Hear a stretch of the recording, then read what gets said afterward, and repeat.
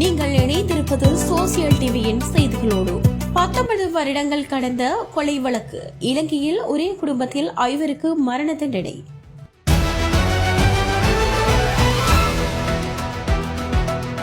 செய்திகளோடு இணைந்திருக்கும் நான் நஸ்லா இஸ்மாயில். 19 வருடங்களுக்கு முன்னர் நபர் ஒருவரை அடித்து கொலை செய்த குற்றச்சாட்டில் ஒரே குடும்பத்தை சேர்ந்த தந்தை மற்றும் 2 மகன்கள் உட்பட 5 பலபிட்டிய மேல் நீதிமன்றத்தில் மரண தண்டனை விதித்து தீர்ப்பளித்துள்ளது. பல வருடங்களாக நடத்தப்பட்டு வந்த இவ்வழக்கின் விசாரணை முடிவடைந்த நிலையிலேயே பலபிட்டிய மேல் நீதிமன்ற நீதிபதியினால் இந்த தீர்ப்பு கடந்த வெள்ளிக்கிழமை அளிக்கப்பட்டுள்ளது.